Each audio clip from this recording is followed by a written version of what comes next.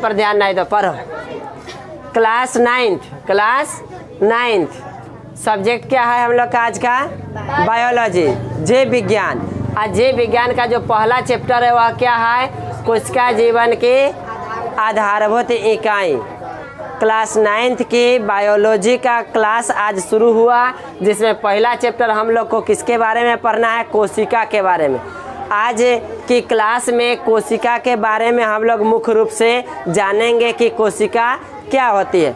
बुआ, ऐसे परिभाषा तो हम आपको बता रहे हैं किताब के द्वारा, जो हमारी किताबों में जो परिभाषा बताई गई है, लिखी गई है, उसे यहाँ भी लिख करके बताए हैं। लेकिन आपको मुख्य रूप से समझना जरूरी है कि कोशिका आखिर में क्या होती है। हम लोग कोशिका को अंग्रेजी में क्या कहते हैं? सेल। कोशिका को क्या कहेंगे? सेल। अच्छा, सेल के जगह पे अब प्रयोग में लाया जाता है साइटो। साइटो मतलब भी होता है क्या चीज़? कोशिका। कोशिका को अंग्रेजी में हम लोग सेल भी बोलते हैं और साइटो भी बोलते हैं। हमारी शरीर में जो भी कोशिकाएं हैं, हमारी शरीर जिन कोशिकाओं से मिलकर बना है उसे कहा जाता है क्या? साइटो। और साइटो का जो अध्ययन होगा, जिस विज्ञान में साइटो का अध्ययन होगा, कोशिका का अध्ययन होगा, वह विज्ञान कहलाएगा साइटोलॉजी। क्या कहलाएगा? साइटोलॉजी। बउआ, अभी यहाँ पर हम लोग परिभाषा को पहले देख लेते हैं कोशिका के बारे में कि कोशिका क्या है। कोशिका सभी जीवों की संरचनात्मक एवं क्रियात्मक इकाई है। जितने भी जीव, जितने भी सजीव हम लोग देख रहे हैं, हमारे आसपास में जितने भी जीव उपलब्ध है, उपस्थित है, उन सभी जीवों की जो संरचनाएं हुई है, जो बनावट हुई है, वह सब किससे मिलकर हुआ है? कोशिका से मिलकर हुआ। किससे मिलकर के? बउआ, हम लोग रसायन विज्ञान पढ़े थे तो उसमें पढ़े थे पदार्थ के बारे में कि पदार्थ क्या होती है। पदार्थ छोटे छोटे छोटे छोटे कणों से मिलकर बना होता है। उसी तरह से जितने भी जीव बना हुआ है, उस सभी के सभी जीव छोटे छोटे जीव द्रव्य से मिलकर बना हुआ है। जैसे में आपको हम बताएं कि यह क्या है? मार्कर है। तो छोटे छोटे छोटे छोटे कणों से जब इसे तोड़ा जाए, काटा जाए, तो इसे में ही छोटा छोटा कण प्राप्त होगा। अभी देख लिया जाए, कोई मकान बना हुआ दिखाई दे कहीं, तो वह मकान पूरा बन करके तैयार हो गया, लेकिन वो मकान क्या चीज़ का बना हुआ आता है? छोटे छोटे कणों से। उसमें कण क्या होता है? मिट्टी का कण होता है, बालू का कण होता है, ईंट का कण होता है, सीमेंट का कण होता है। मतलब छोटे छोटे छोटे छोटे कणों से मिल करके एक पूरा मकान तैयार होता है। जितने भी जीव हम लोग देख रहे हैं, सजीव देख रहे हैं, या मानव शरीर देख रहे हैं, यह सब के सब बना हुआ है छोटे छोटे जीव द्रव्य से मिलकर के बना हुआ। तो जो छोटे छोटे जीव द्रव्य से मिल करके बना हुआ है यह पूरा शरीर, वह छोटा छोटा जीव द्रव्य ही क्या कहलाता है? कोशिका कहलाता है। कोशिका किसे कहते हैं? कोशिका क्या है? तो जिन छोटे छोटे जीव द्रव्य से एक शरीर का निर्माण होता है, तो वह छोटा जीव द्रव्य ही कोशिका कहलाता है। अच्छा, जब एक शरीर का निर्माण हो गया, हम लोग का शरीर छोटे छोटे कोशिकाओं से मिलकर बना हुआ, तो एक पूरा शरीर की संरचना हो गई।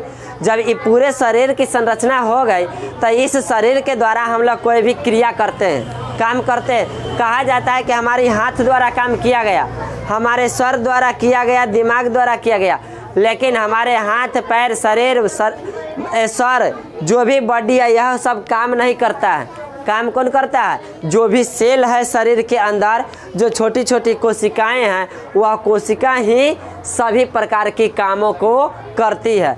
तो जितनी भी क्रियाएं होती है किसी भी शरीर द्वारा, किसी भी जीवों द्वारा, जितनी भी क्रियाएं होती है, वह सभी क्रियाओं का संचालन कोशिका के द्वारा ही होती है। इसीलिए अपनी किताब में कोशिका की जो परिभाषा दिया गया है, वह इस रूप में दिया गया है कि कोशिका सभी जीवों की संरचनात्मक एवं क्रियात्मक इकाई है।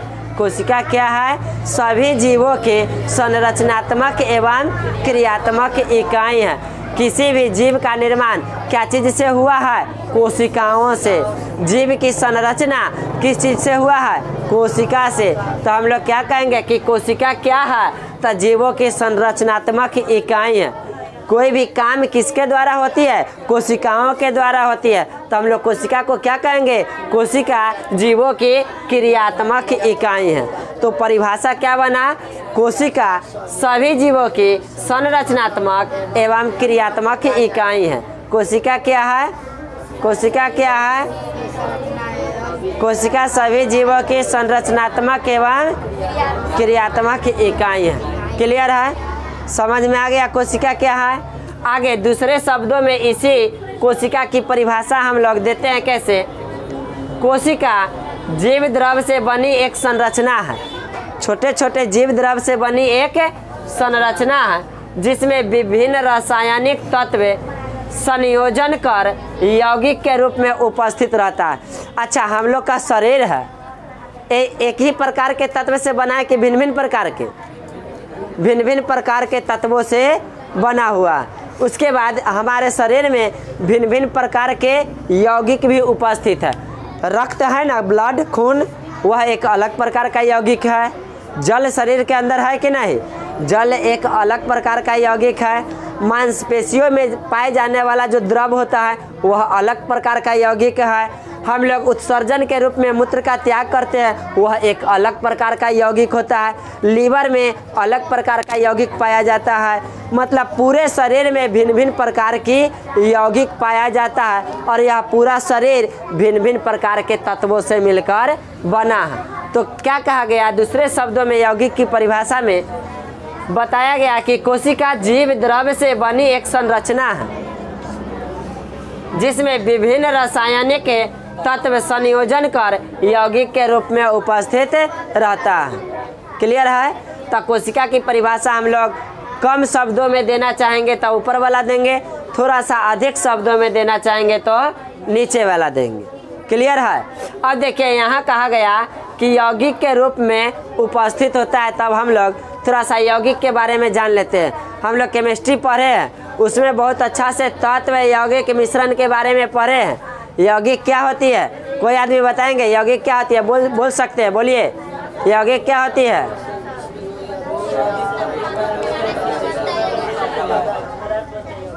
हाँ बताएं, लेकिन थोड़ी सी त्रुटि रह गई। दो या दो से अधिक तत्वों को एक निश्चित अनुपात में मिलाने से जो नया पदार्थ बनता है यौगिक कहलाता है। बताए थे ना, केमिस्ट्री में पढ़े थे, भूल जाते हैं। देखिए यौगिक को अंग्रेजी में क्या बोलते हैं? कंपाउंड कहते हैं। यौगिक को अब हम लोग थोड़ा सा देख लेते हैं, संक्षेप में यहाँ देखेंगे।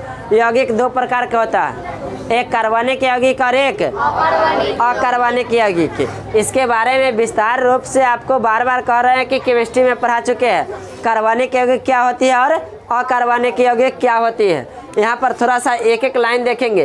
कार्बनिक यौगिक मुख्यतः प्रोटीन, वसा, कार्बोहाइड्रेट और न्यूक्लिक अम्ल के रूप में होता है।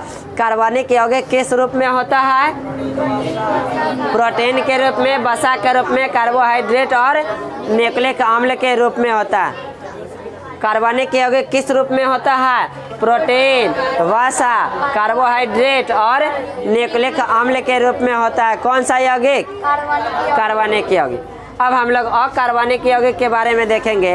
अकार्बनिक यौगिक मुख्यतः जल और लवण के रूप में होता है। हमारे शरीर में भिन्न भिन्न प्रकार के यौगिक हैं, जिनमें हम बताएं कि यौगिक दो प्रकार के, एक कार्बनिक यौगिक और एक अकार्बनिक यौगिक। तो कार्बनिक यौगिक के रूप में जो हमारे शरीर में उपस्थित है वह क्या है? प्रोटीन, वसा, कार्बोहाइड्रेट और न्यूक्लिक अम्ल।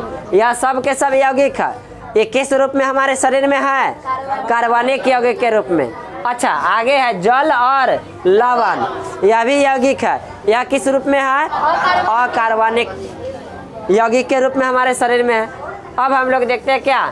कोशिकाओं में विभिन्नता। बउआ, विभिन्नता कहने का मतलब क्या? अलग अलग जीवों की कोशिकाएं अलग अलग होती है। विभिन्नता कहने का मतलब कि उसका आकार अलग होगा, संरचना, आकार बोले तो संरचना अलग होगा। उसके बाद उसका आकार के बारे में बताएं, अलग होगा, उसकी संख्या अलग होगा, उसका रूप अलग होगा। अलग अलग जीवों की कोशिकाएं अलग अलग होती है। छोटे जीव की कोशिका अलग होगी, उससे बड़े जीव की कोशिका अलग होती है, जंतु कोशिका अलग होती है, पादप कोशिका अलग होती है, मानव कोशिका अलग होती है। जंतु कोशिका बोले तो जानवर और पशु जो होता है उसमें अलग प्रकार की कोशिकाएं होती है।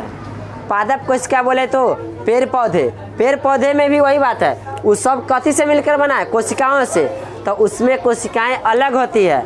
मानव शरीर की कोशिकाएं अलग होती है। हम लोग आगे चल कर के जैसे जैसे कोशिका को विस्तार रूप से अध्ययन करेंगे, एक एक कोशिका के बारे में जानेंगे।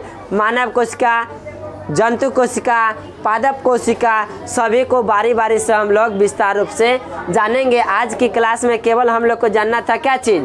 कोशिका क्या होती है। कोशिका को अंग्रेजी में कहा जाता है सेल। बार बार आपको क्वेश्चन में आएगा सेल क्या है, सेल से आप क्या समझते हैं, या उसी को हिंदी में पूछेगा कोशिका क्या है, या उसी को साइटो के नाम से पूछेगा कि साइटो से आप क्या समझते हैं, क्या होती है साइटो।